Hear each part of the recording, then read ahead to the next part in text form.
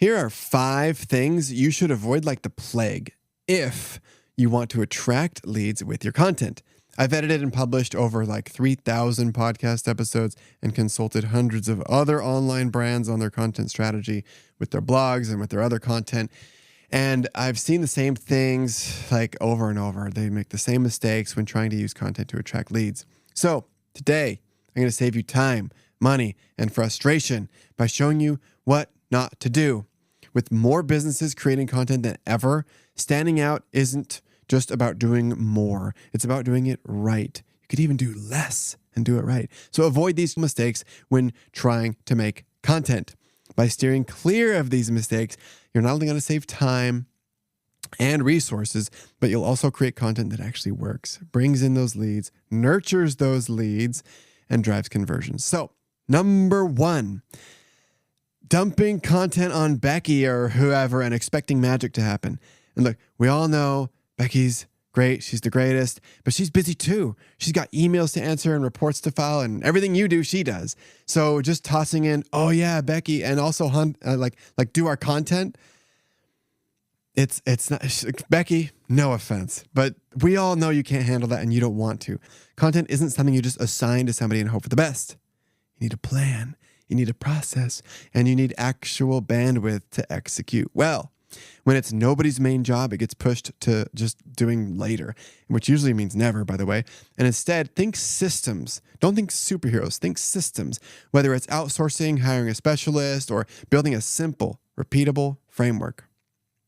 Expecting Becky or whoever to just figure it out is why so many businesses waste time and money spinning their wheels. Number 2, trying to post everywhere instead of dominating one platform first. More platforms don't mean more leads. If you're struggling to stay consistent, the problem isn't that you need to post in more places. Please stop posting in more places. It's that you need to go deeper on one place first. Think about where your ideal audience actually hangs out. If they're business owners, LinkedIn probably works. If they're like visual learners, maybe YouTube or Instagram, but just don't do everywhere at once. Nobody likes that. Number 3, creating content without a clear next step for the audience. This is the worst one. It's the worst thing you could possibly do with content. There are people who have stories to tell and no product to sell.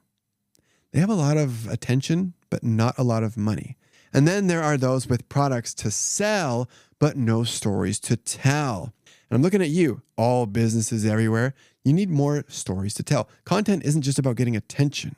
It's more about using attention rather than brute forcing attention like with advertising. It's about moving people forward in their own progress. If someone watches your video or reads your post and thinks, cool, that was interesting, but then they don't do anything, that is a huge problem, you guys. Every piece of content should answer this question. What do I want them to do next? What do they want to do next? What do they need? Maybe it's joining your email list, booking a call, downloading a resource, whatever, something that moves them forward toward their goal and toward them becoming a lead. But if your content just sits there like floating in the void, it's not doing its job. So give clear next steps. Don't be afraid to pitch the call to action. Something frictionless and obvious. People don't want to guess what to do next. You have to tell them. Number 4, measuring success in likes and views or impressions. Too many brands obsess over reach and impression. It drives me nuts. Instead of leads and revenue. Everything is a vanity metric except the one thing that you want your content to do. Leads, sales, revenue, pick one. Going viral feels like really cool, but it's not a strategy. A video with 1,000 views and 10 leads is way better than a video with 1 billion views and 0 sales. By now, you're probably seeing how these mistakes can totally wreck your content strategy. Everyone drops the ball because they want to. It's just too much of a headache for them. But fixing these things doesn't have to be overwhelming. The right system makes all the difference, and it's exactly what I help businesses do. And some of you are going to absolutely love what I share after the last mistake because it's going to make your content process like way easier. Number 5, burning out the team instead of using repeatable systems. If every week your team is scrambling to figure out like what to post, when to post. I know this happens, guys. I know this happens. And who's handling it. And if you don't have a strategy, it just turns into a big stress factory, okay? A sustainable process for your content means batching, repurposing, and planning ahead. And it doesn't take an Eagle Scout to know that you should be prepared for, next month. We all agree next month is going to happen, and we definitely plan on being in business next month. So planning ahead means recording or writing once and using it in multiple places. If you're not batch recording, I don't know what to tell you.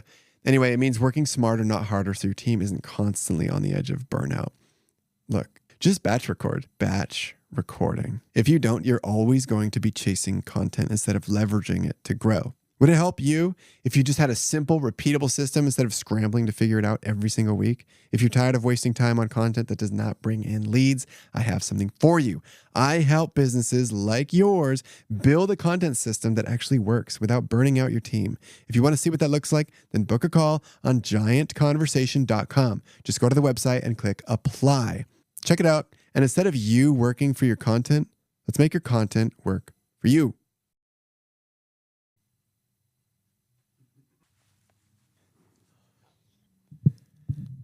Man, look at the beard. It's seen better days. How's autofocus? How's lighting? Decent. Here are five.